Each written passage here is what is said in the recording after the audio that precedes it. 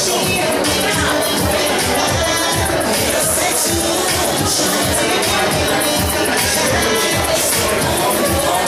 hope we all enjoyed the dinner they gave us, at least I did. We shall proceed now, because time is really not on our hands. I'm going to invite an imam, and most people, I hope you guys know what an imam is. For the Christians, we have our pastors, and the Muslims, they have their imam. And since they say FGM is something that has to do with religion and everything, so we decided to invite a pastor and an imam. Let's see if it's really something that has to do with a religion or anything about it. So I hereby present the imam. Thank you. Dear brothers and sisters, geachte broers en zusters, assalamu alaikum. Vrede zij met u, peace be upon you.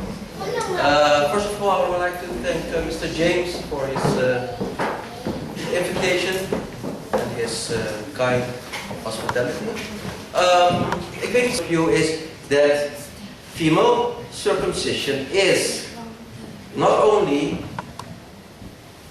un-Islamic, yeah, not an Islamic practice, but cultural, but it is also forbidden. Yeah, if you look at the basic principles of Islam, yeah, very simple basic principles, then you will see that it should be a forbidden practice, even forbidden. That's the argument for Muslims. Well, it's obvious that cutting off certain body parts can never be a solution for to achieve this goal. If you want to develop some moral quality in yourself, then it is essential that you are free, you get freedom to make a choice, to adopt one course or another course. Yeah? So, and if you are free to make a choice, only then you can make progress. You can develop your character, develop your morals and your spirituality. Yeah, let's take an example. Maybe, well, from another point of view, a very simple point of view is that female circumcision is nothing else than, well, very obvious and blatant mutilation of the female body. And, you know, because you totally unnecessarily cut in someone's body, part of her body. And Islam, or any other religion, really upholds the sacredness of the human body. Yeah? The Prophet of Islam, Muhammad, peace be upon him, when he explained what are the characteristics of a Muslim, he said, a Muslim is he from whose hand and tongue other people are safe.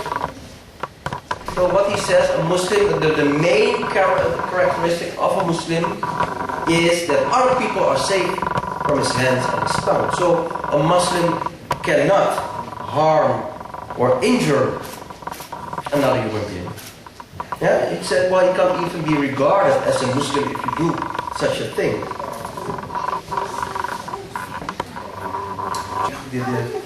Islam, so, is very clear on this respect and inviolability of the human body. So, these are the reasons why I think, that's my opinion, that not only it's not an Islamic, non-Islamic practice, but it is even forbidden on base of very simple basic principles. So very fortunately there are also more highly ranked scholars of Islam. I'm just a simple Muslim, but well, very highly learned scholars has also given, well, fortunately, the same view about this. We have Well, there was a conference in 2006 with some religious clerics, and there was a Muslim, by the high-rank Muslim Ali Gham'a. He's the Grand Mufti of Egypt. And Mufti is a person who is allowed to give verdicts on Islamic issues. And I will just read. His declaration. So, in the name of God, the All-Merciful, the International Conference of Scholars concerning a ban on abuse of the female body was held on the 23rd November 2006 in the conference facilities at Al-Azhar University, which is a leading center institution in Egypt and Cairo, etc. The following recommendations were issued. So, 1. God gave people dignity. In the Quran, God says, we have dignified the sons of Adam.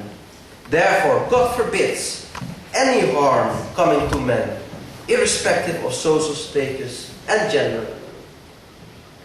Genital circumcision is a deplorable inherited custom which is practiced in some societies and is copied by some Muslims in several countries. There are no written grounds for this custom in the Quran with regard to an authentic tradition of the Prophet. The female genital circumcision practice today harms women psychologically and physically. Therefore, the practice must be stopped in support of one of the highest values of Islam.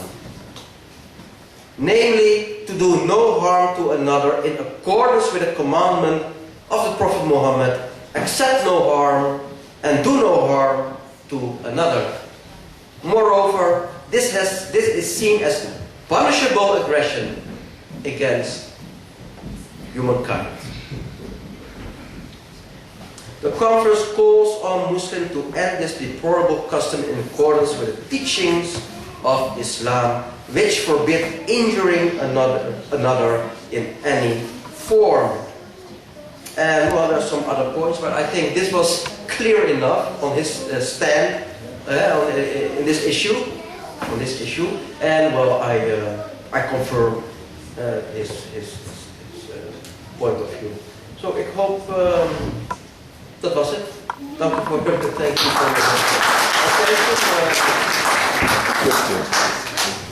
So we have heard